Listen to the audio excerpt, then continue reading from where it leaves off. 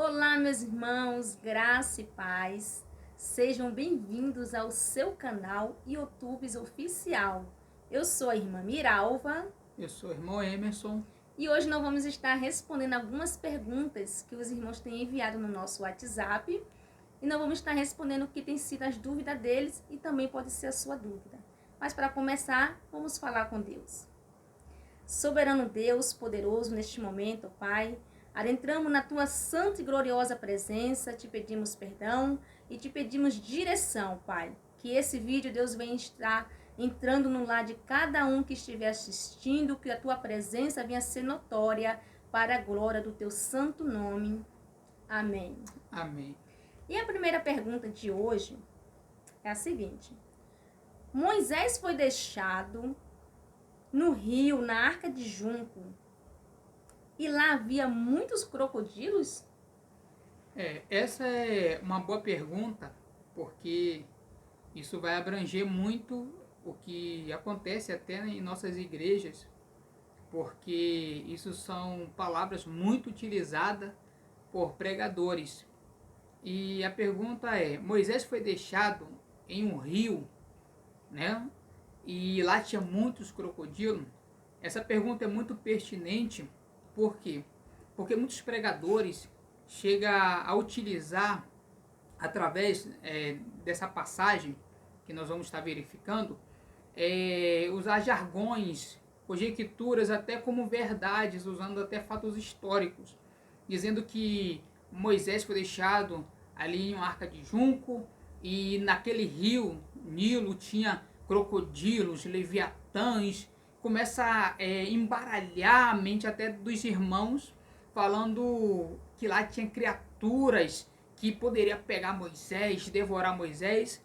Tem uns que chegam até a dizer, alguns pregadores, que Moisés, pelo um poder miraculoso, em vez de sentir o rio abaixo, ele foi sentir o rio acima. Então você vê que a criatividade de muitos pregadores chega a esse ponto, por muitas das vezes não ler o que está escrito. Será que Moisés foi deixado no meio do rio, onde correria todos esses riscos e teve esse movimento sobrenatural? Eu não quero aqui dizer que Deus não poderia fazer isso. Deus poderia. Mas a pergunta é: será que isso, desta forma, está escrito na palavra de Deus? Vamos ver o que diz a palavra do Senhor. Abra comigo no livro de Êxodo, capítulo 2 e versículo 3, se você puder acessar a sua Bíblia aí onde você estiver. Êxodo, capítulo 2 de Êxodo, versículo de número 3. Está escrito assim: Não podendo, porém, mais escondê-lo, tomou uma arca de juncos e a betumou com betume e pés, e pondo nela o menino, o pôs nos juncos à borda do rio. Então você vê que o que está escrito é que a sua mãe colocou ele na borda do rio. A gente não precisa ficar enfeitando, inferindo coisas que a Bíblia não diz, porque são coisas que pregadores dizem, mas a Bíblia não diz. Então é simples. Moisés foi colocado à borda do rio, no cantinho do rio, e ali Deus preparou todo aquele movimento para que a filha de Faraó o encontrasse. Somente isso e nada mais. O que vier fora disso é inferência de pregador, ok? Amém. E a segunda pergunta é: a Bíblia afirma que Deus só trabalhou até o sexto dia. E por isso devemos guardar o sábado? Boa pergunta essa. Eu não quero entrar aqui no mérito do sábado, né? Porque de forma mais profunda, porque esse é um assunto muito longo. Eu acredito que esse vídeo não vai dar para a gente desdobrar todo os ensinos que tem acerca do sábado. Mas já quero responder de princípio que nós cristãos não precisamos guardar o sábado.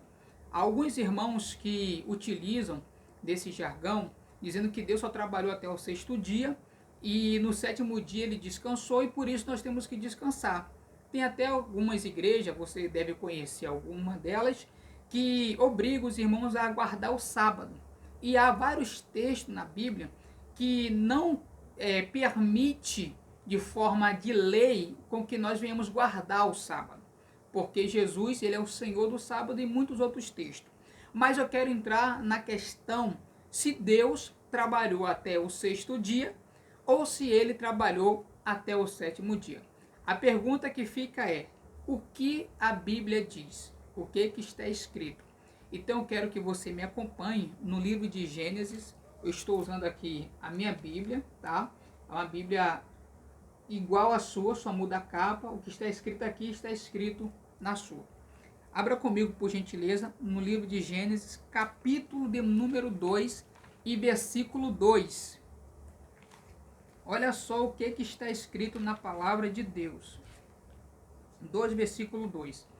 Diz assim: E havendo Deus acabado no dia sétimo a sua obra que tinha feito, descansou no sétimo dia de toda a sua obra que tinha feito. Então, entenda isso. Olha só que interessante. Está escrito que Deus, ele terminou a sua obra no dia sétimo. Deus não terminou no dia sexto. Então, o que isso significa? Significa que Deus, ele trabalhou até o sétimo dia. Vou te dar um exemplo muito claro.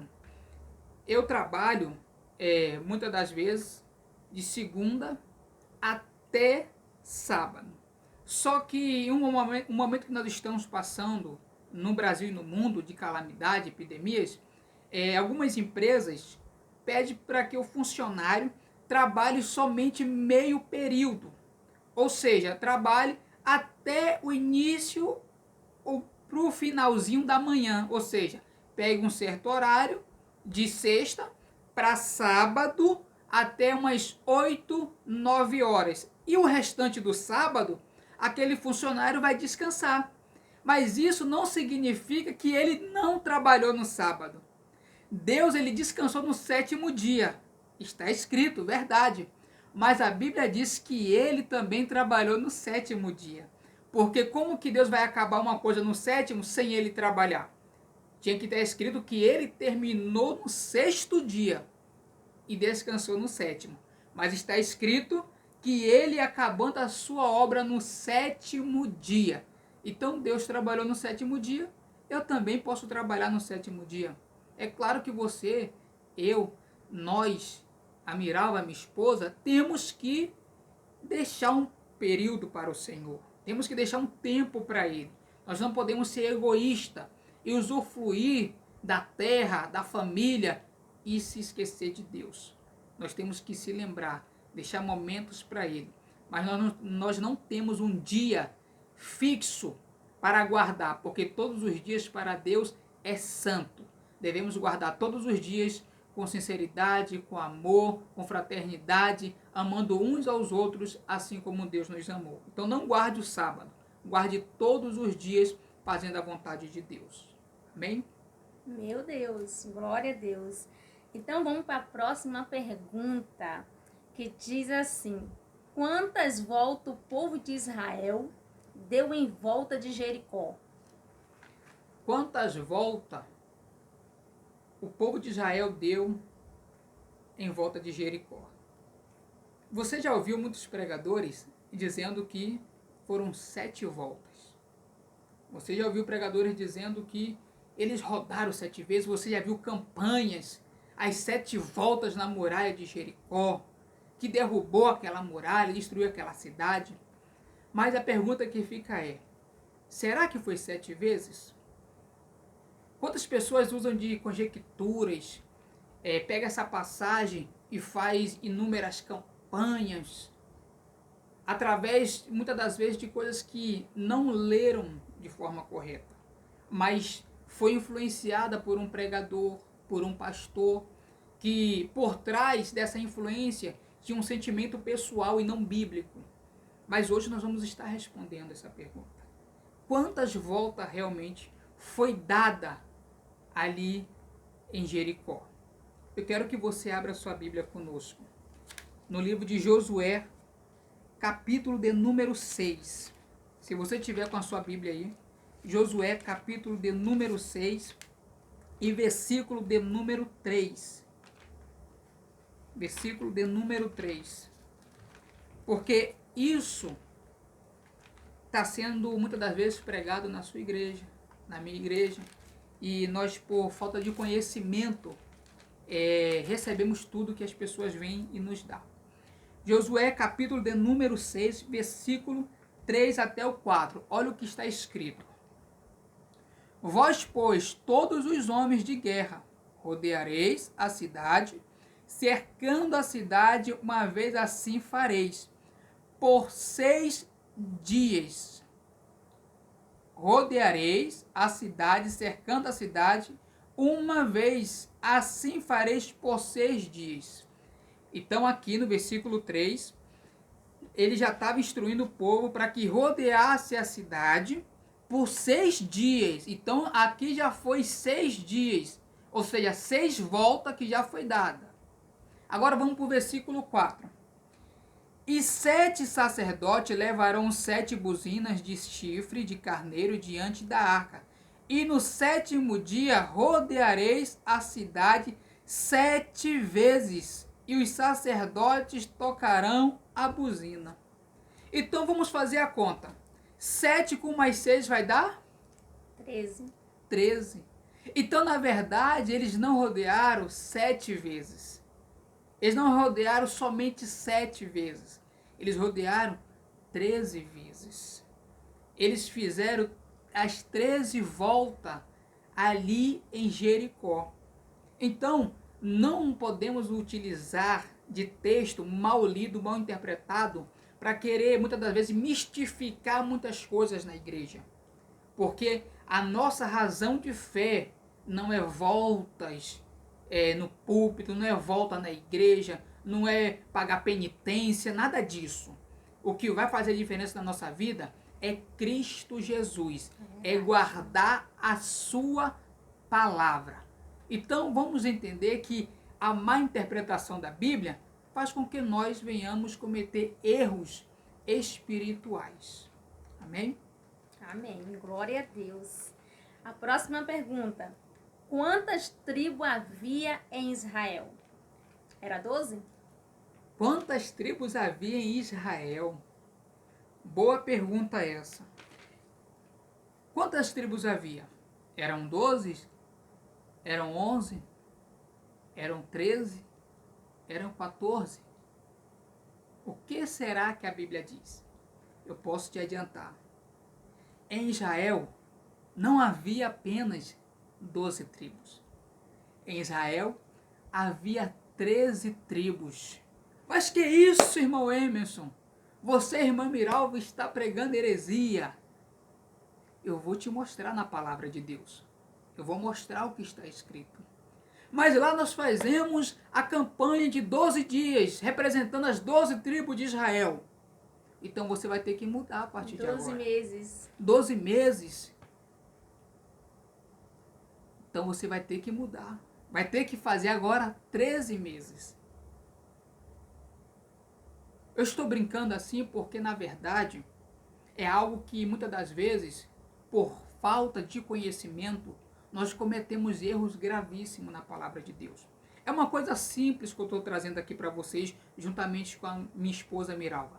É simples, coisa básica, mas que pode fazer a diferença na sua vida, porque isso é conhecimento para você. Mas vamos entender quantas tribos tinha em Israel. Isso é para efeito de conhecimento. Pega a sua Bíblia, por gentileza, e acompanhe comigo o que está escrito no livro de Números. Abra aí, por favor. Livro de Números.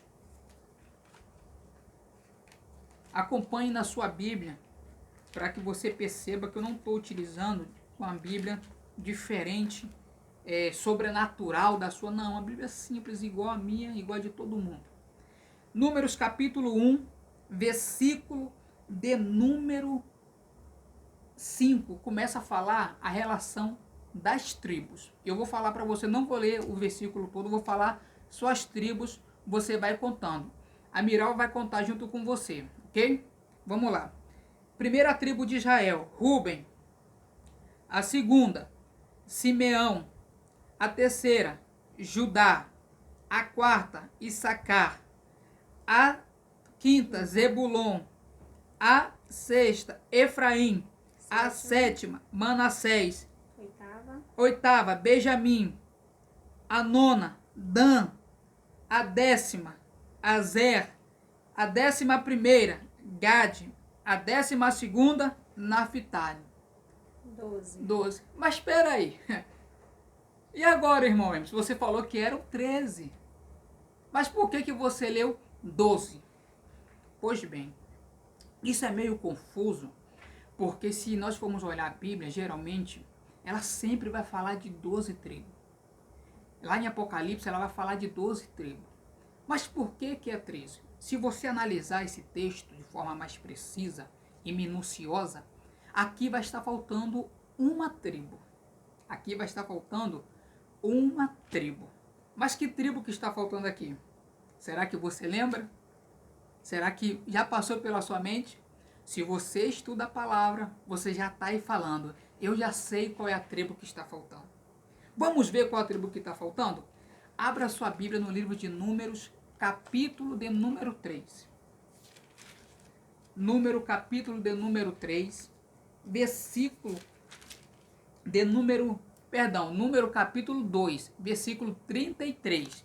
Números 2, versículo 33. Está escrito assim: mas os levitas não foram contados entre os filhos de Israel, como o Senhor ordenara a Moisés.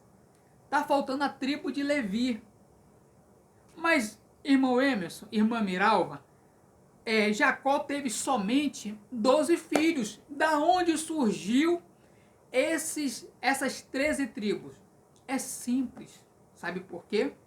Porque quando Jacó foi ter com José, ele tinha 2 filhos. E o nome desses 2 filhos de José entrou aqui nessa pequena lista que é Efraim e Manassés. Eles se tornaram 2 tribos logo depois da morte de José, de Jacó e dos patriarcas. Então eles assumiram a posição que era de José. Então perceba que José não entra aqui, mas ele é representado pelos seus 2 filhos, que é adotado por Jacó. E assim eles assumem a herança como tribo de Israel. Então, em vez de 12, se torna 13. Mas por que então a Bíblia não fala de 13? Simples, como nós lemos, porque a tribo de Levi, que eram os levitas, não entravam na contagem. Então vocês veem que lá naquela época, os sacerdotes, Arão, assim, diga-se de passagem, que foi o primeiro, ele, quando recebeu as suas vestes, ele tinha aqui no seu peito as 12 tribos de Israel. Ele tinha também aqui algumas pedras de onix que representava 6 de cada lado, formando as 12 tribos também. Agora eu te pergunto, essa representação toda que ele tinha ali na sua roupa sacerdotal era para que quando ele entrasse ali no Santo do Santo para sacrificar a Deus, ele entrasse representando as 12 tribos que nós lemos aqui. Aí você me pergunta, mas e a outra tribo? Como que ele representava? Simples. Ele representava as 12 tribos através de uma pedra. Mas a tribo de Levi, ele representava através dele mesmo. Porque Arão, ele era da tribo de Levi. Então ele representava a tribo de Levi. E quando ele entrava, não entrava 12, entrava 13 juntamente com ele. É por isso então que em Israel existia 13 tribos. Agora você já sabe. Em Israel existia 13 tribos. Mas a tribo de Levi não entrava na contagem. Ok? Está respondido. Essa foi de tirar o fôlego. Nossa. E a próxima pergunta é: Noé amaldiçoou seu filho por ver sua nudez? Boa pergunta. Noé amaldiçoou o seu filho? Será que Noé amaldiçoou? Muitas pessoas já vi pregadores falando, né, sobre essa passagem, pela má conduta do seu filho, ele foi amaldiçoado, perdeu a sua bênção, e ele trouxe uma maldição para a sua geração, para para ele e faz aquela conjectura toda para dar um sermão que muitas das vezes é até aceito, né, sobre a obediência, sobre ter um caráter, isso é aceito. Porém, nós temos que sempre entender que o que mais vale, além de uma aplicação, é o que está escrito. Então, Noé amaldiçoou o seu filho. Vamos ver o que está escrito na palavra de Deus? No livro de Gênesis, capítulo 9. Acompanhe comigo aí na sua Bíblia, por gentileza.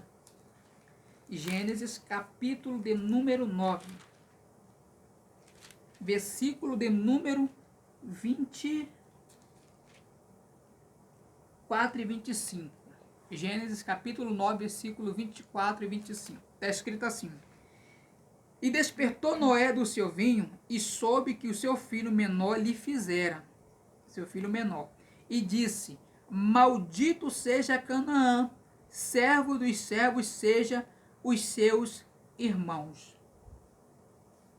Aí eu te pergunto, e repriso novamente: Noé amaldiçoou o seu filho por ter visto a sua nudez? A resposta é simples: não. Por quê? Porque Noé não amaldiçoou seu filho. Noé amaldiçoou o seu neto. Porque o filho de Noé não era Canaã. O filho de Noé era Cã, Sem e Jafé. Então o seu filho menor vê, só que quem recebe a maldição não é ele, é o seu neto. Porque naquela época, por tradição, eles não colocavam o nome dos filhos maior, menor, não tinha essa diferença.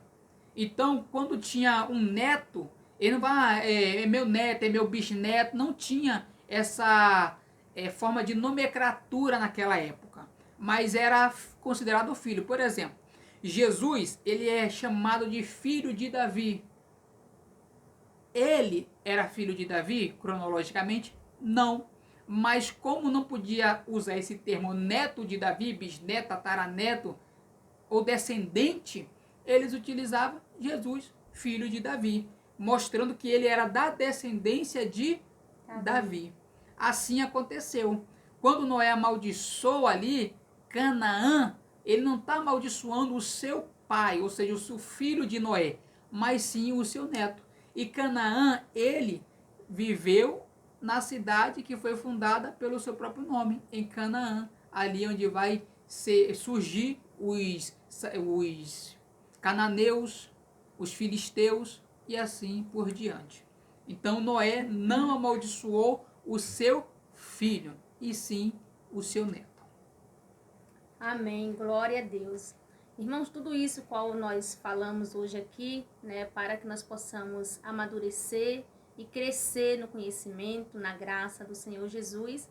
Mas eu quero chamar a sua atenção também, você que está afastado dos caminhos do Senhor, você que talvez nesse momento que nós estamos passando tão dificultoso no nosso país, momento que muitas pessoas estão desesperados, aflitos, sem esperança, muitos perderam a sua fé, né? É um momento muito difícil e muitas pessoas estão procurando uma solução em algo passageiro, em algo que não vai te trazer um retorno.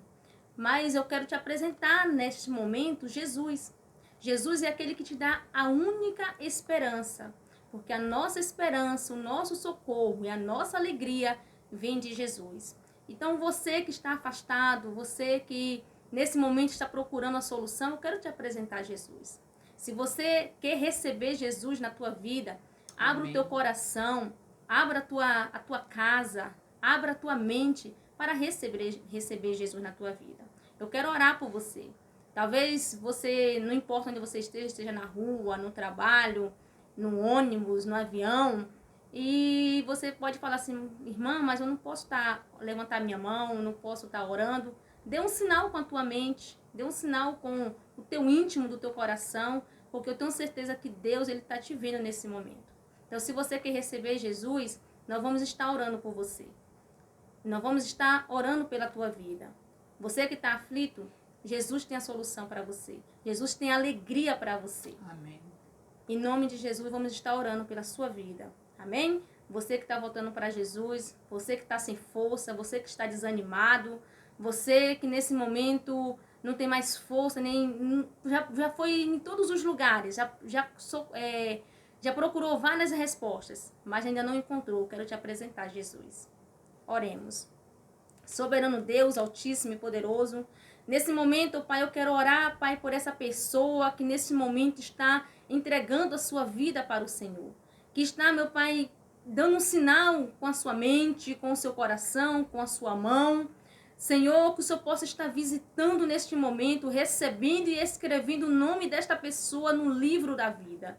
Deus, essa pessoa que está sem força, que está desanimado, que perdeu o seu vigor, que perdeu a esperança, essa pessoa que está, Deus, sem vida, Senhor. Que o Senhor venha trazer esperança, que o Senhor venha trazer paz, que o Senhor venha trazer alegria, harmonia para o seu coração, restituir, restaurar as famílias, o lar, Deus, o casamento, restaurar, Senhor, a sua vida, abençoar, Deus, as obras das suas mãos, onde quer que ela esteja, onde quer que ela vá, meu Pai, que a tua graça, que o teu amor e que o teu poder, o teu Espírito Santo venha estar sobre ela, em nome de Jesus. Amém.